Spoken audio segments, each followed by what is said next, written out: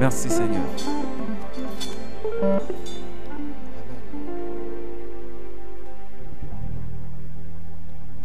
Bonjour peuple de Dieu. Que le Seigneur vous bénisse encore ce matin. Je bénis encore le Seigneur pour la vie du pasteur Soro et son épouse ainsi que toute sa famille. Parce que le Seigneur travaille encore au travers d'eux. Et je prie le Seigneur que quel que soit l'endroit où il se trouve actuellement, qu'il soit un canal de bénédiction pour toutes les personnes qui sont autour d'eux. Amen. Qu'ils reçoivent ce que le Seigneur met en eux, comme nous avons reçu et nous recevons encore chaque jour. Amen. Je bénis le Seigneur pour mon épouse qui m'aide et qui m'accompagne sur ce parcours qui n'est pas facile. Je rends grâce à Dieu. Je bénis le Seigneur pour vos vies. Parce que chaque jour, il me permet au nom de Jésus-Christ de remplir certainement les cœurs de beaucoup de personnes ici par les messages qu'il me donne. Amen. Et je crois que le Seigneur fera encore plus. Parce qu'il permettra que ceux qui sont captifs puissent sortir. Ceux qui sont malades puissent être guéris. Parce que comme on le dit, aucune parole ne sort de Dieu et retourne à lui comme elle est venue. Si le Seigneur permet qu'un message puisse sortir au travers d'un de ses serviteurs, c'est qu'il a permis, il veut une guérison quelque part. Il veut une restauration quelque part. Il veut un changement. Quel que soit l'instrument qui est utilisé. Et je bénis le Seigneur que ce soit moi aujourd'hui. Mais plus encore que ce soit quelqu'un d'autre peut-être demain. Parce que le Seigneur veut utiliser chacun de nous. Amen. Que Dieu vous bénisse. Nous allons prier pour le message. Père éternel, nous te bénissons, nous te rendons grâce pour ce message. Que ce message, Papa, vienne encore faire du bien. Que ce message vienne encore transformer.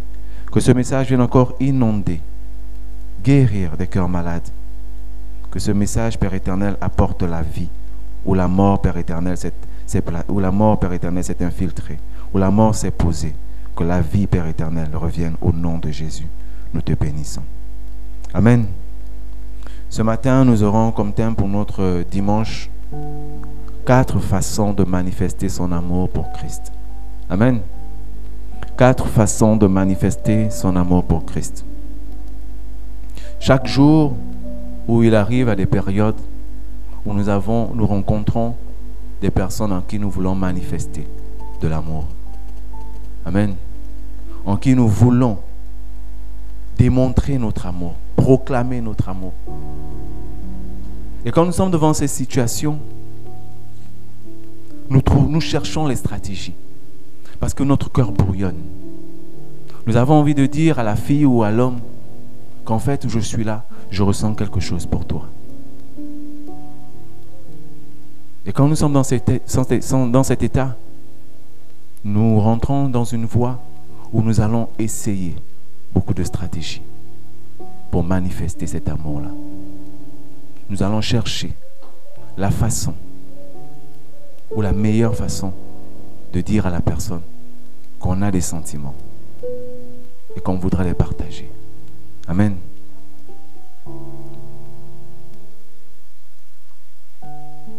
Nous allons voir ensemble aujourd'hui 4 façons de manifester son amour pour Christ.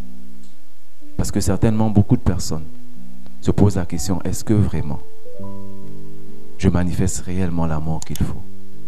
Ce sont certainement des éléments que vous avez entendus tout le long de votre parcours chrétien. Ce n'est peut-être pas nouveau. Mais comme j'ai dit, chaque fois qu'il y a un message, même s'il a été déjà écouté, servira certainement à ouvrir la porte d'une personne ce matin. Parce que c'est aussi une clé. Amen. Ne vous fatiguez pas à entendre la parole de Dieu. Parce que même après nous, la Bible sera comme un nouveau livre pour ceux qui viendront. Les paroles ne changeront pas. Mais les personnes certainement.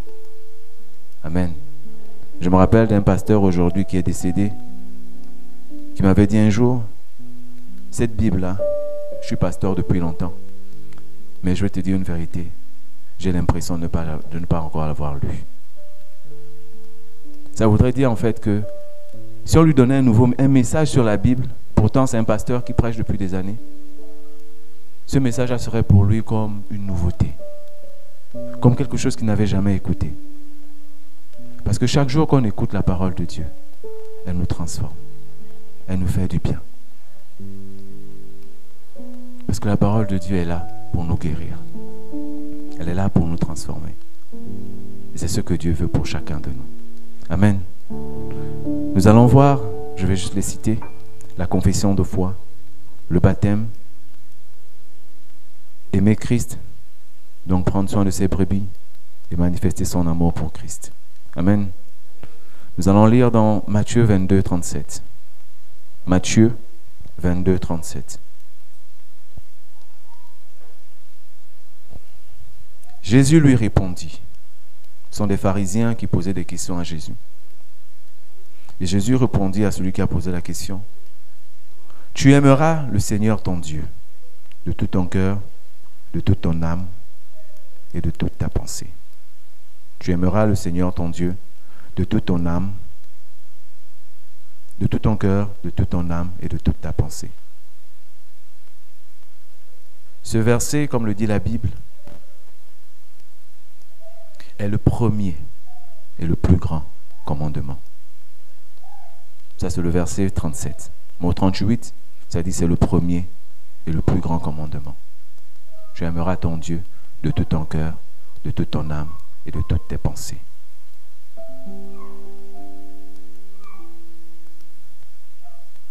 Ici, ce commandement nous montre la façon d'aimer Dieu. Amen. C'est un commandement très clair, c'est une phrase très claire.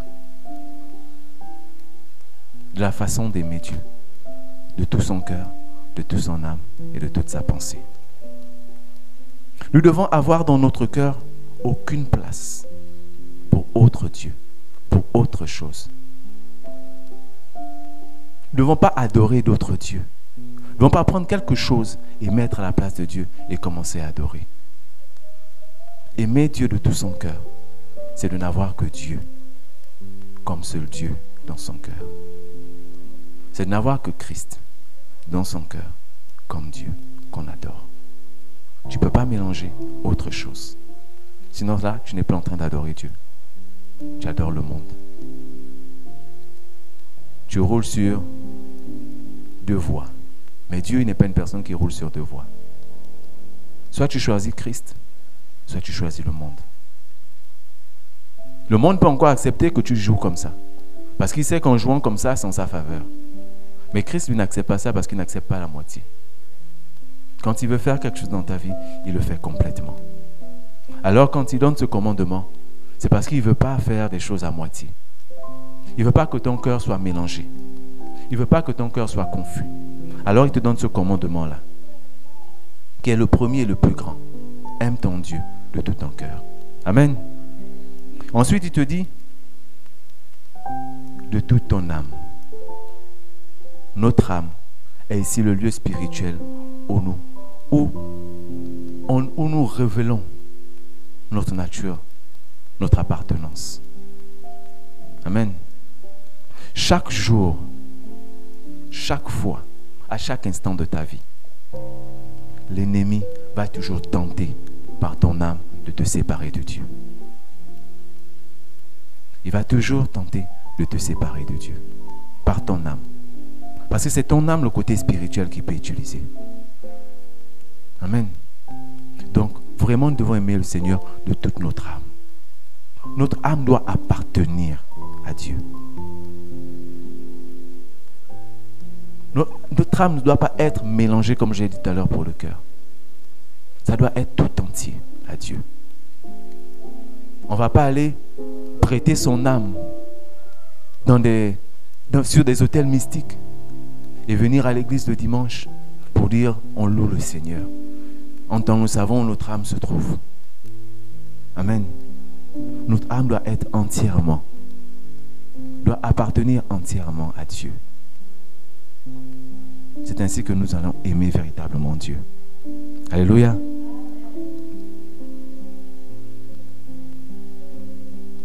Aimer Dieu de toutes ses pensées. Nos pensées déterminent nos sentiments et notre croyance. Amen. Ta pensée va t'amener à ressentir des sentiments. Va t'amener à croire à quelque chose. Tu ne peux pas croire à quelque chose si tu ne penses pas.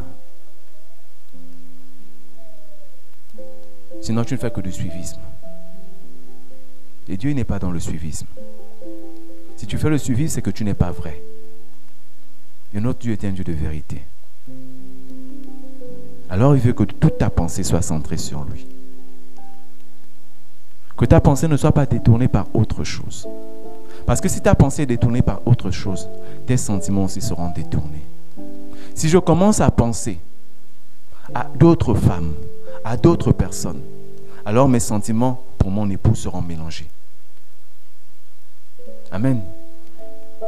Si je commence à penser à un autre travail par rapport à une proposition qui m'a été faite, alors mon cœur et mes sentiments ne seront plus sur le travail dans lequel je suis. Ils seront maintenant mélangés. Je vais maintenant croire qu'en allant ailleurs, je pourrai avoir une meilleure vie, un meilleur rang social, une meilleure rémunération. Alors nos pensées doivent être centrées uniquement sur Dieu. Alléluia. Christ veut que nous lui exprimons notre amour, car aucun homme ne veut être aimé en silence. Aucun. Je ne peux pas dire que j'aime une personne et garder mon amour au-dedans de moi et ne pas manifester ça à la personne.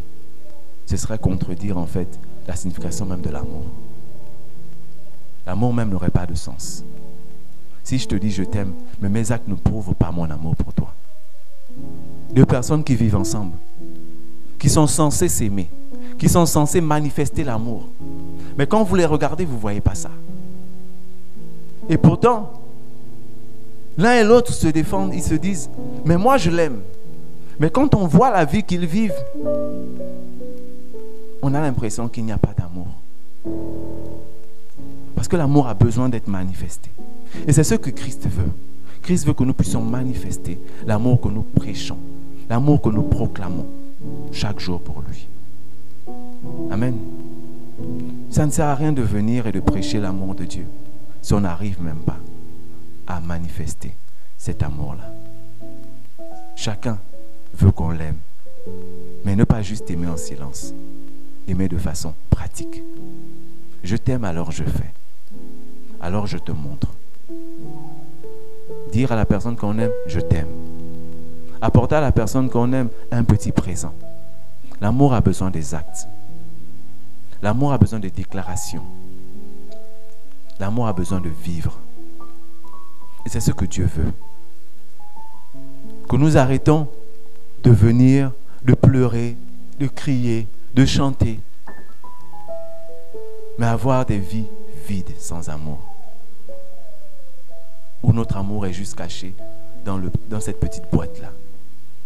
C'est comme une personne qui détient une boîte avec des alliances, des anneaux, mais qui n'arrive pas à donner à la personne qu'elle veut aimer, qu'elle veut marier. Mais qui crie tout le temps, je t'aime, je vais t'épouser. Mais pourtant son anneau est là dans la poche ou à la maison. En ouvrant cette boîte, tu peux rendre cette personne heureuse. Tu peux confirmer ton amour, mais tu conserves la boîte et tu la caches chez toi. Ça ne sert à rien. Amen.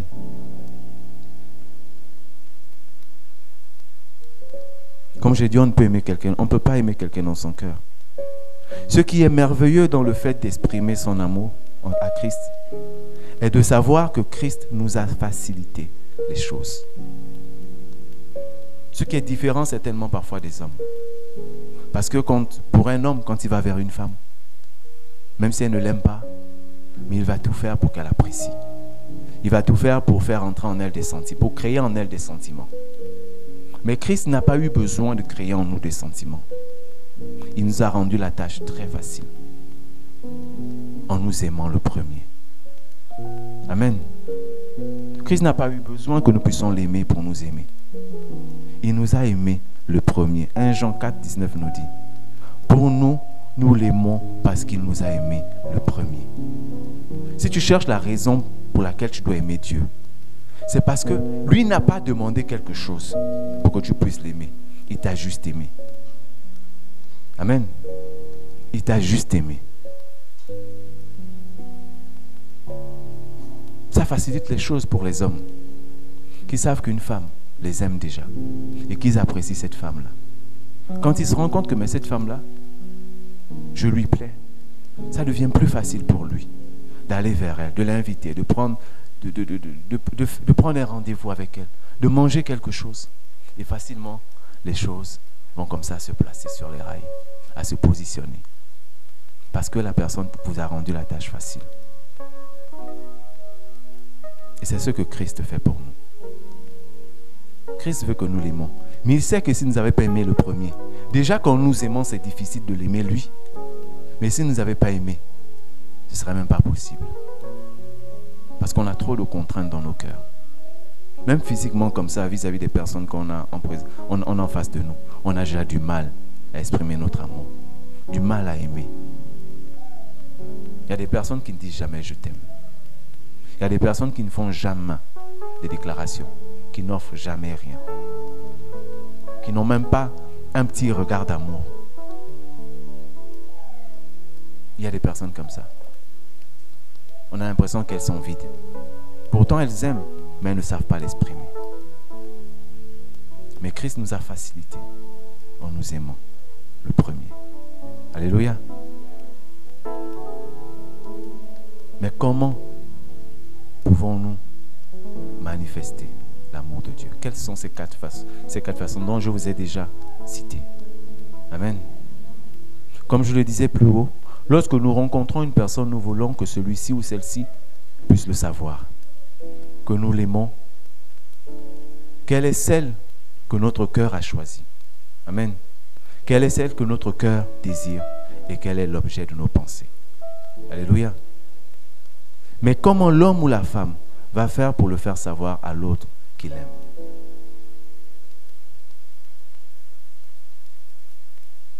Dans le monde, c'est vrai qu'aujourd'hui,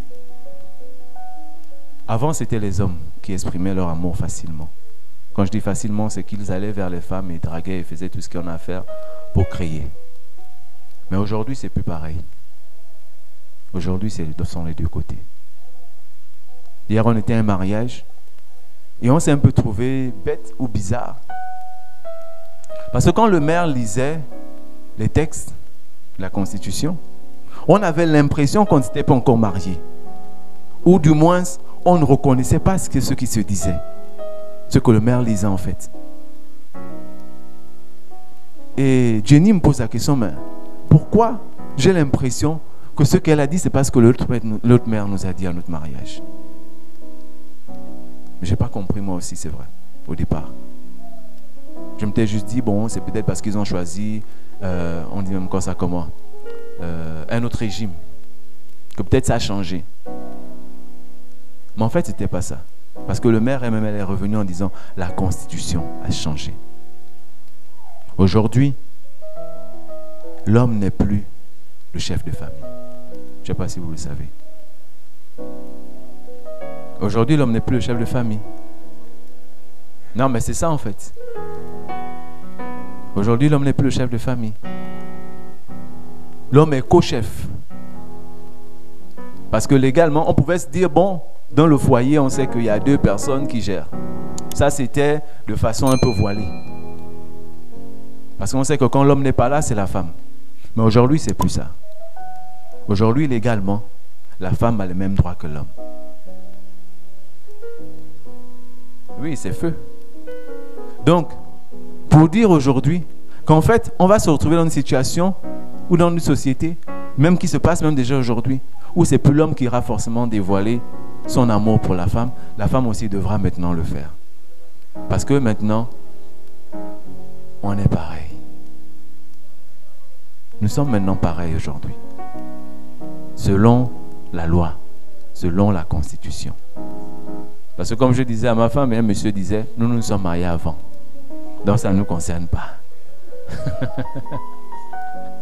Maintenant, pour ceux qui se marient maintenant, bon, c'est la Constitution, hein, c'est pour vous. Et je disais à ma femme que c'est vrai que la loi dit. Mais qu'est-ce que Dieu dit? Qu'est-ce que Dieu dit? Que c'est l'homme le chef de famille. c'est l'homme qui fera toujours le premier pas pour aller chercher sa femme. C'est l'homme qui va toujours dévoiler ses sentiments avant que la femme ne vienne dévoiler.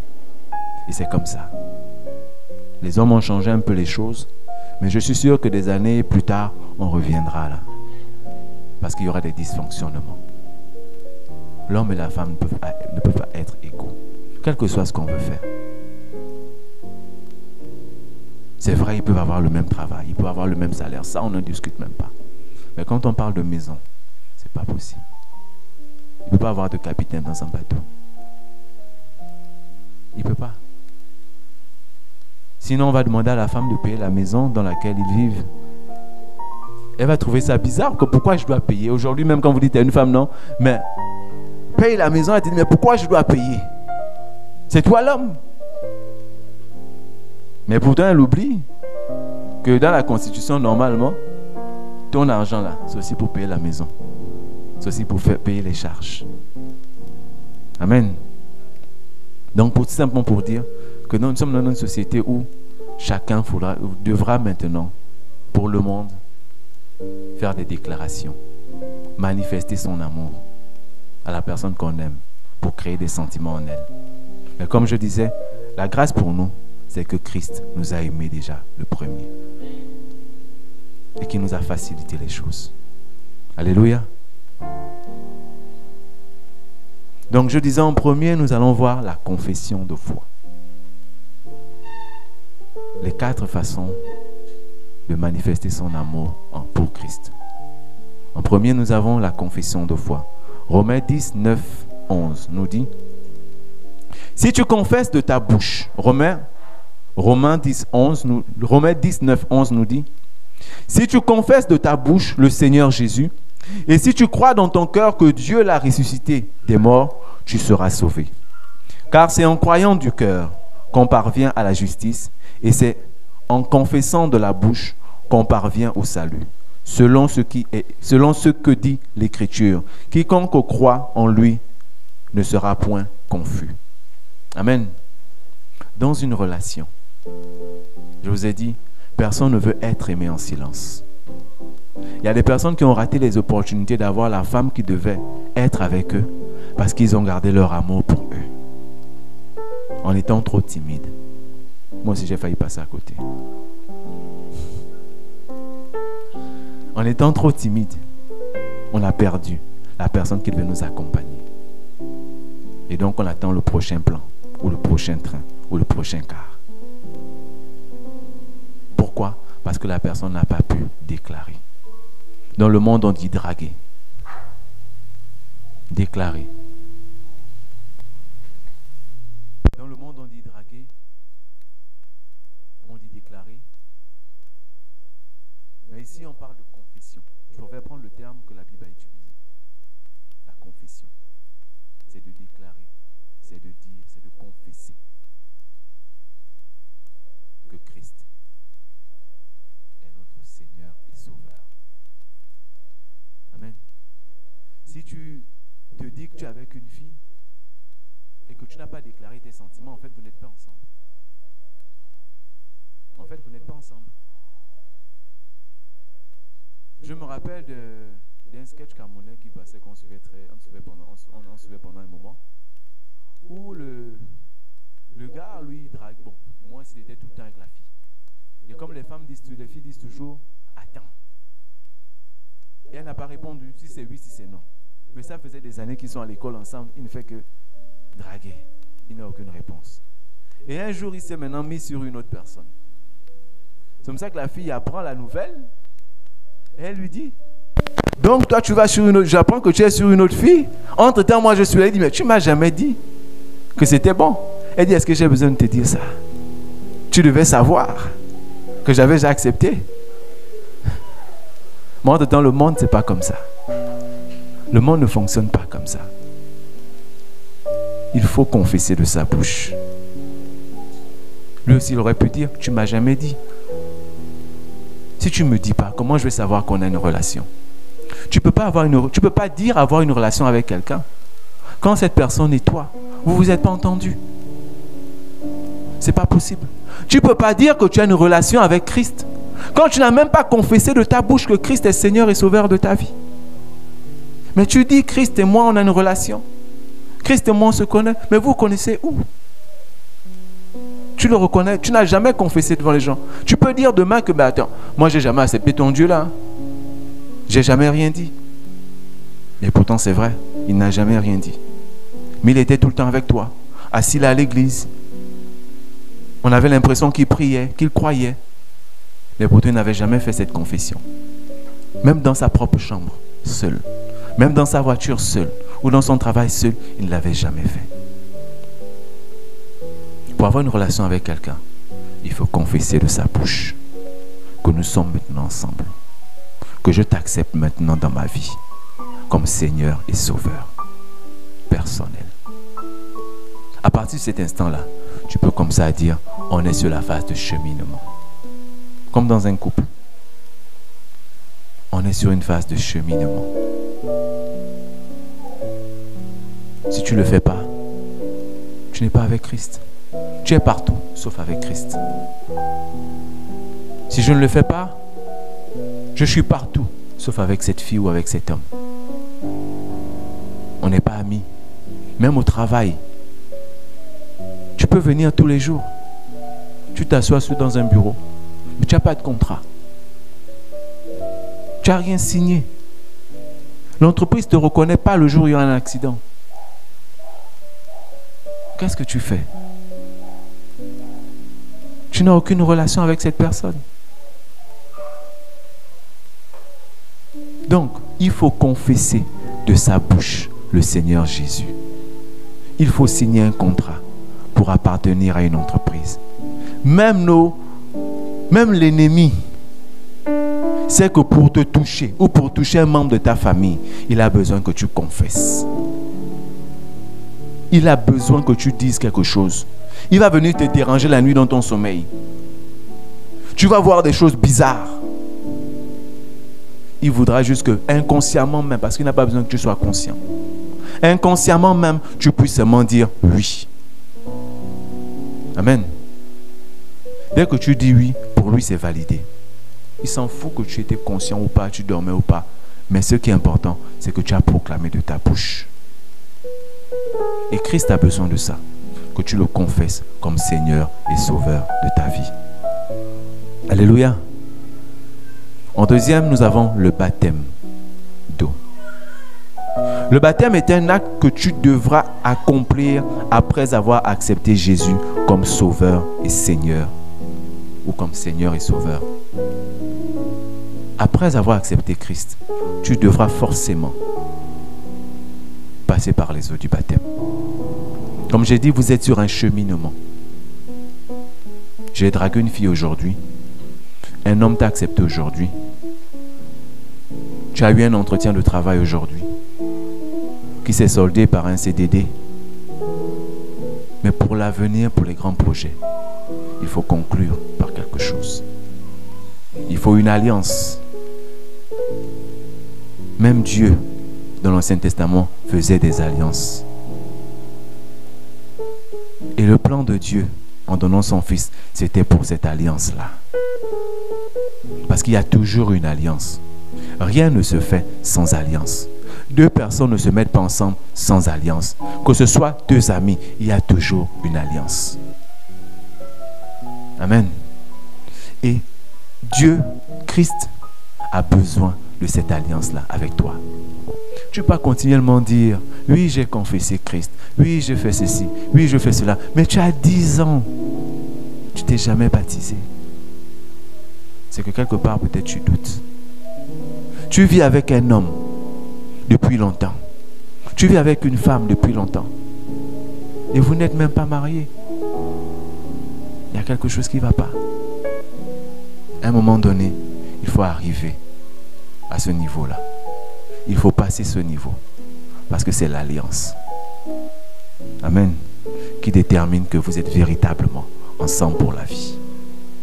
Que quel que soit ce qui va arriver, même si tu trébuches, il ne va pas t'abandonner. Parce qu'il y a cette alliance-là. Quand tu es en relation simple avec une personne, il peut t'abandonner à n'importe quel moment.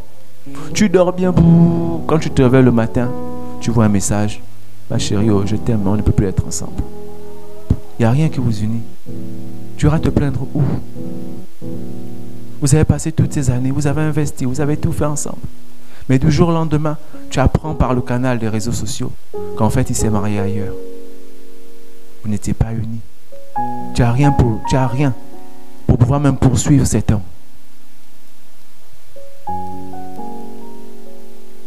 Tu as accepté Christ, oui, Seigneur et Sauveur, oui, c'est bien. C'est très bien même. Mais tu n'es pas allé au bout. Quand tu es dans des situations difficiles, la grâce coule sur les bons comme sur les méchants. Elle va couler sur toi. Mais elle est différente d'une grâce qui peut couler sur un enfant qui appartient véritablement au Père. Elle est différente. Elle est différente. Aujourd'hui, nous tous, nous attendons les grâces de Dieu. Et nous nous plaignons qu'elles n'arrivent pas. On se plaint, mais quand on voit le voisin, il est rempli de grâce. On voit le voisin, il est rempli. Mais va demander au voisin ce qu'il fait. Il va te dire, il n'a plus de vie. Toute sa vie, il a consacré. Il ne fait rien sans le Père. Il a une alliance avec le Père. Mais toi, tu t'attends seulement que le ciel va faire tomber un jour. Tu te limites à ta simple confession. Et tu te dis, là, je peux d'abord m'arrêter. Dans 10 ans, je vais peut-être voir si je peux encore essayer de faire quelque chose. Mais les années ne font que passer. C'est important. Comme je disais, les hommes scellent leur amour par un mariage. Amen. Devant Dieu, devant les hommes, devant les autorités. Mais le baptême d'eau nous témoigne notre amour pour Jésus. Amen. Le baptême d'eau témoigne notre amour pour Jésus. Ça ne veut pas dire que parce qu'on est baptisé pour Jésus, on est forcément sauvé. Mais ça voudrait dire que, en fait, notre statut a changé. Notre statut a changé. Notre identité spirituelle a changé. Parce que le baptême, c'est, on te plonge, tu meurs avec Christ. Et quand tu reviens, tu es ressuscité avec Christ. Ton identité a changé. Tu n'es plus la même personne. Arrêtons de nous dire, je viens à l'église. Oui, les gens savent que je suis chrétien parce que je suis à tous les programmes. Dès qu'un super bishop arrive, je suis là. J'ai ma Bible chaque jour dans ma voiture. À mon bureau, la Bible est là. Tous mes collègues savent que je suis chrétien. Toute ma famille sait que je suis chrétien. Tu as le chapelet, pour ceux qui l'utilisent. Tu as la Bible. Chaque jour quand on te voit, tu es en train de pager. Tu récites les versets. Mais tu n'as aucune identité spirituelle. Amen. Tu n'es pas mort avec Christ dans les eaux du baptême. Tu n'es pas ressuscité avec Christ dans les eaux du baptême. Même Jésus lui-même, qui est le Fils de Dieu, a été baptisé. Il n'avait pas besoin. Mais il était important pour lui que l'ordre qui a été donné, l'arrêt qui a été donné soit accompli. Alors il est passé par les eaux du baptême. Mais toi, parce que tu connais tous les versets bibliques, tu dis tu n'as plus besoin de passer par là. Tu n'as plus besoin.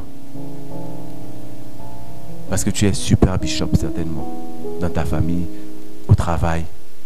Donc tu vas dire non, je vais me faire baptiser dans 5 ans. Pour le moment, je vais attendre. Oh, je ne suis pas encore prêt. Parce que je ne sais pas trop ce que je fais. Ma vie n'est pas très claire. Je n'arrive pas à laisser l'impudicité. Je n'arrive pas à laisser toutes ces mauvaises choses-là. Je n'arrive pas à laisser ces péchés-là. Donc pour le moment, je préfère, au lieu d'aller me créer des problèmes avec Dieu, je préfère rester comme ça. Mais est-ce que Dieu veut que tu sois parfait pour te marier? Si Dieu voulait que toutes les femmes soient parfaites pour se marier, aucune femme ne serait mariée. Si Dieu voulait que tous les hommes soient parfaits, aucun homme ne serait marié. Parce que même après le mariage, il y a des infidélités. Il y a des femmes qui rentrent au mariage, elles ne savent pas préparer. Elles ne savent pas arranger un lit. Elles ne savent pas nettoyer une maison. Elles ne savent même pas s'occuper d'un bébé. Mais ce n'est pas pour autant que Dieu ne te donnera pas le mariage. Si tu veux te marier. C'est pas parce que tu n'as pas encore abandonné véritablement ton péché que Dieu ne peut pas accepter que tu passes par les eaux du baptême. Au contraire, c'est même là où il va commencer véritablement à travailler dans ta vie. Il veut que tu renonces de ta bouche, que tu confesses que tout ça là, je t'ai accepté comme Seigneur et Sauveur, alors je décide d'abandonner. Dès que tu as dit la phrase, lui-même il continue le reste. Il n'a plus besoin de toi. Je vous ai dit, tout ce que l'ennemi fait, ce n'est qu'une copie de ce que le Père fait. L'ennemi, dès que tu as dit oui, il n'a plus besoin de toi. C'est fini. Tu n'es plus qu'une coquille dans le monde. Alors quand tu dis oui à Christ, que je m'abandonne à toi, je viens dans les eaux du baptême, je ne suis pas parfait. Il y a des moments où je tombe. Mais j'ai besoin de toi. Et je ne peux pas rester comme ça. J'ai besoin que tu sois véritablement dans ma vie. Alors je passe par les eaux du baptême. À cet instant, le travail véritablement commence. Amen. Donc il est important de passer par les eaux du baptême. Matthieu 3,11 nous dit, moi je vous baptise d'eau pour vous amener, Matthieu 3,11, moi je vous baptise d'eau pour vous amener à la repentance. Mais celui qui vient après moi est plus puissant que moi. Et je ne suis pas digne de porter ses souliers. Lui, il vous baptisera du Saint-Esprit et de feu pour vous emmener à la repentance. Cette partie-là qui m'intéresse un peu. Pour vous amener au changement de voie. Je vous baptise d'eau pour vous amener au changement de voie. Ce n'est pas pour vous dire tu es sauvé, tu peux faire tout ce que tu veux, tu es déjà sauvé. Non. Ce n'est pas pour te dire arrête d'abord tous tes péchés là, et quand tu as fini tous tes péchés, tu viens. Non. On dit c'est pour changer ta vie. C'est pour te repentir de tes fautes. Un enfant qui vient se repentir devant son père est déjà pardonné. Le père a juste besoin qu'il soit honnête. Il est déjà pardonné. Et ça, c'est important. Hier, j'étais dans une voiture où les gens qui étaient à bord parlaient des enfants, parce que ce sont les vacances. Et le monsieur qui conduisait disait, moi, mes enfants, je ne comprends plus. La dame disait d'abord, elle ne peut plus préparer la nuit. Parce que quand elle prépare la nuit, quand elle se réveille le matin, elle n'a plus la nourriture. Quand elle pose la question aux enfants, mais qu'est-ce qui se passe? Oh, je ne savais pas. Nous tous on sait. Moi, j'ai déjà fait ça. J'ai fait ça quand j'étais petit. Je ne savais jamais rien. Je ne sais pas. Donc, elle ne peut plus préparer la nuit. Et le monsieur disait, lui aussi, il ne comprend pas. C'est la même chose chez lui. Au point où un jour, il a acheté 10 pains. Et quand il vient, les pains sont mangés. Il dit, qui a mangé? Personne. Qui a mangé? Personne. Il dit, ok. Comme personne n'a mangé, il y a toujours un fantôme qui vient là. Qui mange. J'ai un enfant du dehors là qui vient, qui mange, personne ne voit. Il dit, il n'y a pas de problème. Comme personne ne connaît, je vais prendre les pains et je vais donner à la personne qui a mangé, qui est dehors. Il a pris les pains, il a tout jeté. Parce que personne ne savait. Amen. Personne ne savait. Christ n'a pas besoin que tu sois parfait. Parce que Christ veut changer ta vie. Si tu es déjà parfait, qu'est-ce qu'il va encore faire? Qu'est-ce qu'il va encore faire? Amen. Donc Christ veut que tu sois sur ce chemin de repentance. Si ces enfants-là vont avouer qu'en fait ce sont eux qui avaient mangé les pains, le Père n'aurait pas jeté les pains. Il n'aurait pas jeté. Il aurait compris. Les enfants auraient dit la vérité. Il aurait comprendre qu'ils avaient faim. Mais comme tous les jours ils ne savent pas, il a pris les pains et il l'a jeté. Amen. C'est ce que Dieu veut avec nous. Il veut que nous soyons vrais. Nous puissions nous repentir de nos fautes. C'est ce qui est important pour lui. Le reste là, c'est le superflu. C'est ce que lui-même, il va faire. Donne ta vie à Christ. Entre par les eaux du baptême. Et tu verras comment ta vie sera changée. Amen. Le fait d'être baptisé ne sauve pas, comme je l'ai dit, mais il annonce au monde ta décision de suivre Jésus de tout ton cœur. C'est comme un mariage. Tu t'es marié le samedi. Tout le Gabon et tout le monde entier, par cet anneau-là, saura que là, vient, il est scellé. Vient est bloqué, c'est fini.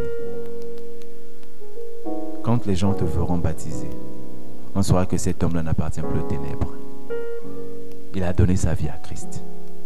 il appartient maintenant au royaume des cieux. Alléluia. Donc c'est important. En troisième, nous avons aimer Christ, c'est prendre soin de ses brebis. Nous devons nous occuper des brebis que le Seigneur nous a confiées. Nous ne pouvons pas prétendre aimer Dieu et voir ces brebis tomber dans les filets de l'ennemi parce que nous sommes centrés sur nous-mêmes. Je suis tellement centré sur moi que les brebis du Seigneur se dispersent. Et comme je suis centré sur moi, je ne regarde pas les autres. Donc je ne sers pas Christ. Je ne peux pas aimer quelqu'un et ne pas servir cette personne. Ou je ne peux pas servir quelqu'un et ne pas l'aimer. C'est un peu bizarre. Amen. Si j'aime une personne, je vais servir véritablement bien cette personne-là. À tous les niveaux. Quand on aime une femme qui a des enfants, on aime ses enfants. Quand on aime un homme qui a des enfants, on aime ses enfants. On aime sa famille. On aime tout ce qui est autour de lui. Parce qu'on ne l'a pas aimé lui seul physiquement. On a aimé tout. S'il est en Christ, j'aime le Christ. Parce que j'aime cet homme. J'ai réécouté la vidéo, j'ai suivi un peu la vidéo du pasteur. Comme je disais à madame, il a un peu aussi essayé d'arranger aussi en mettant son histoire un peu, mais bon. En disant, Vivien est venu, et ça tout le monde connaît l'histoire. Vivien est venu chercher la femme, il a rencontré Christ. Quand tu aimes une personne, tu regardes cette personne, tu regardes ce que cette personne aime, et automatiquement tu commences à aimer ce que la personne aime. C'est impossible d'aimer quelqu'un et de ne pas aimer ce qu'il aime. C'est impossible. C'est presque pas possible. Je ne peux pas venir épouser une femme et dire que je n'aime pas ses enfants. C'est que je ne l'aime pas en fait. Puisque ses enfants, c'est elle. Sa famille, c'est elle. Son travail, c'est elle. Christ qu'elle suit, c'est elle. Donc je l'aime forcément, j'aime Christ. Je suis venu chercher la femme à Bachalom. Je suis resté là, je suis maintenant en train de prêcher. Moi qui ne savais pas prier. En fait, Dieu est merveilleux, Dieu est bon. Dieu est bon. Aimez des personnes qui aiment Christ. Vous allez aimer Christ. Ben, c'est pas possible. Voici pourquoi d'autres personnes tombent. Parce qu'elles vont aimer des personnes qui sont dans des choses bizarres. Et quand tu vas aimer une personne qui a des choses bizarres, tu vas finalement aimer ces choses-là. Arrêtons de disperser nos sentiments. On a choisi d'aimer Christ, amenant à nous des personnes qui sont converties. Ce n'est pas nous qui convertissons, c'est Christ. Mais ces brebis-là, parmi ces brebis, il y a aussi des personnes que Dieu veut nous donner. Moi, je n'étais pas à Christ. Du moins, je faisais ma vie. J'avais mes choses. Mais quand j'ai vu, j'ai dit, il y a trop d'humilité. Comment quelqu'un comme ça peut être humble à ce niveau-là? Comment? Et en commençant à venir, quand j'ai commencé à voir comment Dieu commençait à placer les choses dans ma vie, je suis resté. Je me suis dit, bon, si ma vie dehors, ça ne marche pas, je peux au moins essayer avec Dieu. J'ai pris mon baptême. Et quand je prends mon baptême, quelques semaines plus tard, cette personne que j'ai cherchée pendant 1 an me dit non, c'est bon.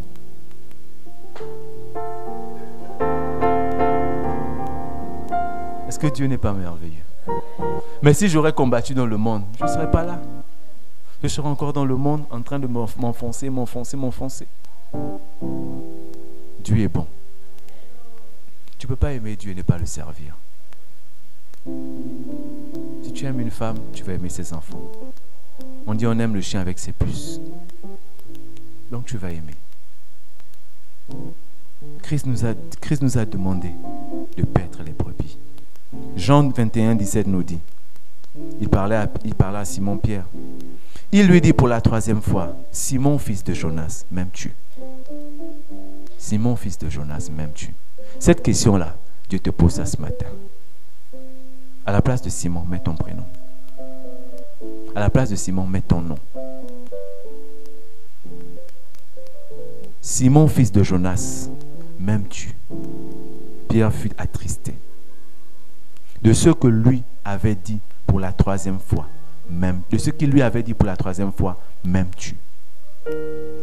Parce qu'il se disait, mais comment tout ce temps que j'ai donné à cet homme-là, tout ce que j'ai prouvé, comment il peut me poser cette question-là 3 fois de suite? Dieu va te poser cette question-là. Christ va te poser cette question-là plusieurs fois. Tu seras même attristé, tu seras même dégoûté, embêté.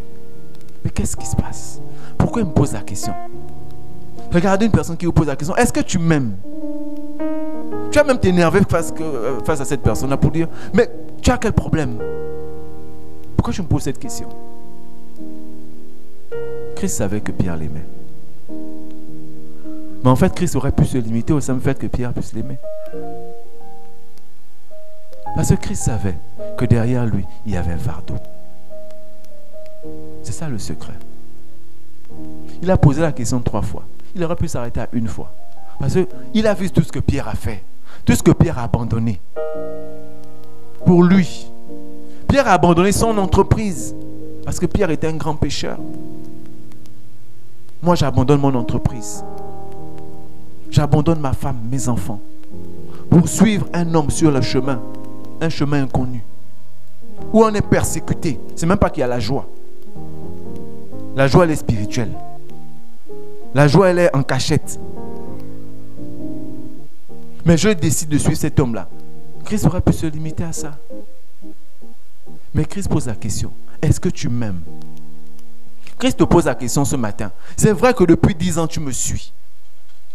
C'est vrai que depuis longtemps, tu as tout abandonné pour moi. Mais est-ce que tu m'aimes? Ton compagnon te pose la question, c'est vrai que nous sommes longtemps depuis ensemble, mais est-ce que tu m'aimes? Je te pose la question, mais il veut dire quoi par là? Et Christ ne voulait pas se limiter au simple fait que Pierre l'aimait. Amen. On continue. Et il lui répondit, Seigneur, Seigneur, tu sais toutes choses, tu sais que je t'aime. Jésus lui dit, paie mes brebis. Jésus dit à Pierre, paie mes brebis. Amen. Tu aimes cette personne-là. La personne te dit, est-ce que tu es sûr que tu m'aimes? Je suis sûr qu'il y a des personnes qui ont vécu ça. Où tu vas draguer une fille là et te poser la question, est-ce que tu es sûr vraiment que tu m'aimes? Parce qu'elle sait ce qui est derrière elle. Est-ce que tu es sûr, en fait, en quelque sorte, est-ce que tu es sûr que tu peux supporter ce que j'ai? Est-ce que tu es sûr que tu peux porter ce fardeau sur ton dos? Quand tu réponds, tu sais que je t'aime. Il dit, paie mes brebis. On a vu ce que Pierre a fait. Pierre a montré à Christ que je t'aime. Je t'aime. Et Christ te pose la question, est-ce que tu m'aimes? Si tu m'aimes, paie mes brebis. Regarde le monde autour de toi. Comment le monde, on a vu la condition qui a changé. Il y aura des femmes peut-être dans bientôt qui vont s'aller doter. Qui vont demander la main. Mais la Bible ne le dit pas. Mais ces personnes-là, elles n'ont pas tort. Mais c'est juste que mon peuple périt par faute de connaissance. Amen. Mon peuple périt par faute de connaissance. Pourquoi? Parce que la connaissance que nous avons, on a du mal à le transmettre aux autres. La dernière fois, Eunice disait ici pour la Sainte Seine, quand nous prenons ce pain-là, souvenons-nous que quelqu'un a sacrifié sa vie pour nous. Alors, quand on dit on proclame, la bonne nouvelle, c'est de le proclamer à qui? À ces brebis-là qu'on doit paître. Paître ces brebis, c'est de les guérir et de penser leurs blessures spirituelles et physiques. Ce n'est pas seulement de s'arrêter. Tu sais que Jésus t'aime, et puis tu es passé. Ça, il a déjà lu même dans la Bible, mais il n'est pas convaincu. Mais le Seigneur a mis quelque chose en toi pour que tu l'emmènes à croire véritablement que Christ l'aime et que sa vie change. Amen. Perdre ses brebis, c'est de se dire, je peux tout abandonner pour une seule. comme celui qui a laissé les 99 autres, 99 brebis, pour aller chercher une seule brebis qui était en danger. Il a abandonné d'abord les autres. Il les a mis certainement en sécurité. Parce qu'il savait qu'elles avaient déjà la parole. Mais il allait chercher cette brebis-là qui était égarée.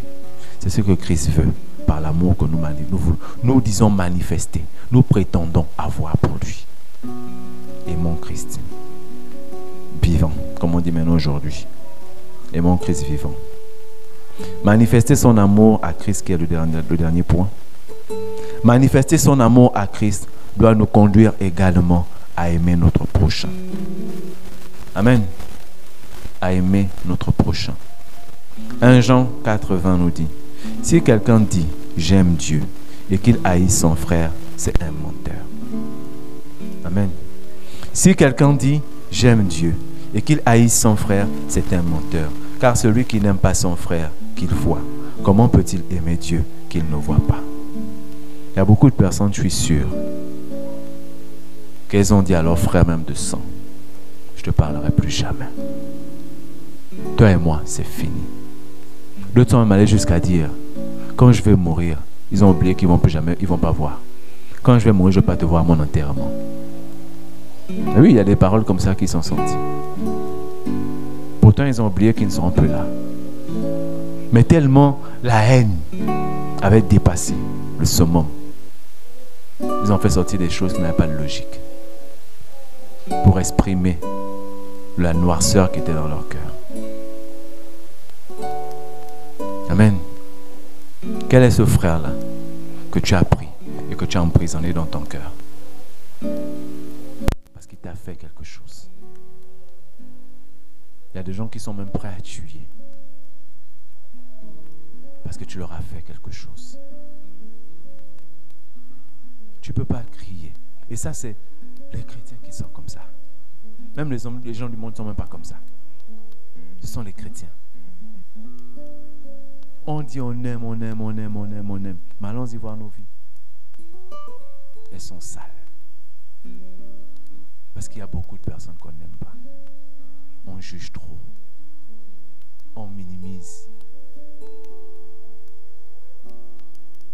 Parce qu'ils ne sont peut-être pas chrétiens. Parce qu'ils nous ont fait quelque chose qui, pour nous, n'était pas possible de faire. Il y a quelque chose qu'on ne peut pas nous faire. Et là, parce que la personne a fait ce qu'on ne peut pas nous faire, on a décidé de couper les ponts. Depuis des années, ton cœur est noir. Tu n'arrives pas à pardonner même ta mère, même ton père t'avoir abandonné. Il y a quelqu'un que tu n'arrives pas à voir. Un camarade de classe, un ami. Même parfois, même les gens que nous condamnons ne savent même pas qu'ils sont condamnés. Mais on marche là. Quand on est avec les autres, on est souriant parce qu'on est chrétien. Mais dès qu'on arrive devant cette personne-là, alors là, les choses changent. Tu vas même chercher à emmener même les autres à détester cette personne. Parce que toi, tu la détestes. Mais tous les jours, tu dis, Seigneur, je t'aime. C'est quel amour tu vas aimer. Comme j'ai dit, tu vas aimer une femme et ne pas aimer ses enfants. C'est quel amour tu vas donner à quelqu'un que tu ne vois pas. Et haïr la personne qui vit avec toi au quotidien. Christ est mort pour que l'Esprit de Dieu soit en nous. Nous sommes le temple du Saint-Esprit. Alors Dieu est en nous. Si je déteste mon frère, c'est que je déteste Dieu. Parfois, il m'arrive de vouloir dire aux gens que cette personne elle est vilaine. Mais depuis que je prêche certains messages, j'ai déjà du mal. Pourtant, c'est là. Ça veut sortir, mais ça n'arrive plus à sortir. Parce que je me dis, mais en fait, la personne était faite à l'image de Dieu. On est tous pareils. Je sais qu'avec le temps, ça ne sortira plus de ma bouche, même dans mes pensées. Pourquoi? Parce que chaque fois que je suis en train de donner un message, bien que je lis la parole de Dieu, je me rends compte qu'en fait, on dit beaucoup de choses, ou on fait beaucoup de choses par ignorance.